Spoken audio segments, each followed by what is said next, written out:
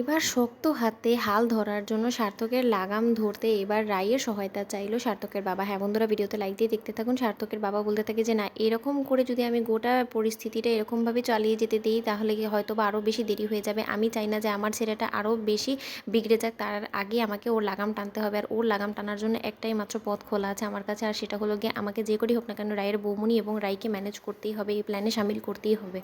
কারণ আমরা ৪ জন যদি মিলে যাই, এক হয়ে যাই, আর আমাদের এই প্ল্যানটা ফেল হওয়ার থেকে কেউ আমাদেরকে আটকাতে পারবে না। ওদিকে এ কথা বলতে না বলতেই সার্থকের বাবা বলতে থাকে, তাহলে আর দেরি কিসের, আমি এক্ষুনি ফোন করছি। ওদিকে রাইকে ফোন করে সার্থকের বাবা বলতে থাকে যে আচ্ছা রাই, তোমার কাছে আমি আঙ্কেল হিসেবে একটা জিনিস যদি চাই তাহলে তুমি আমাকে সেই জিনিসটা দেবে। তখন এই কথা শুনে রাই চমকে উঠে বলতে থাকে যে আঙ্কেল, আমি আপনাকে এমন কী জিনিস দিতে পারি বলুন তো? আমার তো সেরকম সামর্থ্য নেই। হ্যাঁ, আপনি যদি আমাকে কোনো কাজের জন্য আমাকে মনে করেন তাহলে আমি অবশ্যই আপনার কাজে আপনাকে সহায়তা করার জন্য আপনার হেল্প করব। তখন এই কথা শোনা মাত্র সার্থকের বাবা বলতে থাকে, তাহলে আর দেরি কি, আমার তো এখনই তোমার হেল্পের প্রয়োজন আছে। রাই, করবে তো হেল্প, নাকি এখন আবার তুমি আমাকে বারণ করে দিবে? তখন এই কথা বলা মাত্র রাই বলতে থাকে যে না না, আমার হেল্পের প্রয়োজন আছে। আপনার এমন কী কাজ পড়ে গিয়েছে আঙ্কেল? তখন এই কথা শুনি সার্থকের বাবা বলতে থাকে যে তুমি বরঞ্চ তোমার বৌমনিকে নিয়ে আজ সন্ধেবেলায় আমার বাড়িতে একবার আসো, সাথে করে তোমার মাকে অবশ্যই নিয়ে এসো। কিন্তু সেই কথা শুনে রাই বলতে থাকে যে আঙ্কেল, হঠাৎ করে আমার মাকে নিয়ে বৌমনিকে নিয়ে আপনাদের বাড়িতে আসবো, ঠিক কী দরকার পড়ে গেল? সেই এই কথা শোনা মাত্র সার্থকের বাবা বলতে থাকে, দরকার তো অনেক আগে পড়ে গিয়েছিল, কিন্তু এতদিন আমি কেন যে হেয়ালি করেছি সেটাই আমার মাথায় ঢুকছে না। আসলে হেয়ালি না করার মতনও তো কিছু ছিল না, কারণ তোমার তো যথেষ্ট পরিমাণে শরীরটা খারাপ ছিল, তাই আমিও কোনোরকম কোনো কিছু কথা আগে বাড়ানোর চেষ্টা করিনি। কিন্তু এখন তো দেখছি যে না, আমার দেয়ালে পিঠ ঠেকে গিয়েছে।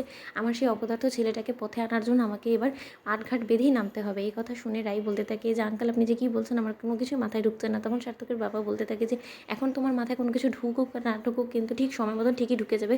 তুমি এসব নিয়ে একদম চিন্তা করো না, তুমি যত তাড়াতাড়ি সম্ভব সন্ধেবেলা আমার বাড়িতে চলে আসো। আর একটা কথা, তোমরা যে আমাদের বাড়িতে আজকে আসবে সেই কথাটা অবশ্যই যে করেই হোক না কেন স্রোতের কাছ থেকে লুকিয়ে যাওয়ার চেষ্টা করো। স্রোত যাতে কোনো মতেই জানতে না পারে যে আমরা যে ওদের বিরুদ্ধে এরকম করে ষড়যন্ত্র করার চেষ্টা করছি। এটা যদি ক্ষুণক্ষরেও স্রোত জানতে পারে তাহলে কিন্তু সর্বনাশ হয়ে যাবে।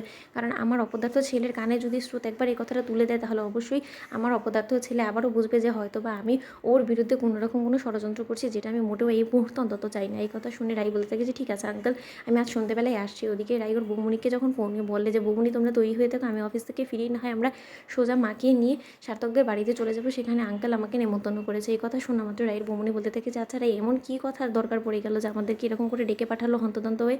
তখন রাই বলতে থাকে যে বৌমনি সেরকম কোনো কিছুর কথারই তো আইডিয়া আমাকে এখনও পর্যন্ত আঙ্কেল দেয়নি।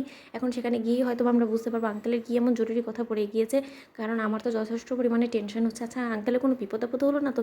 সে আবার আমার সহায়তার দরকার পড়বে সেটাও বললো। আমার সহায়তা আবার কিসের দরকার পড়বে, আর তাও আবার আঙ্কেলের কাছে? কারণ আঙ্কেল তো একটা ডাক্তার, তাই না? আমার কিসের সহায়তা লাগবে? তো বন্ধুরা, ভিডিওটি ভালো লাগলে তুমি শেয়ার করে সাবস্ক্রাইব করতে ভুলো না।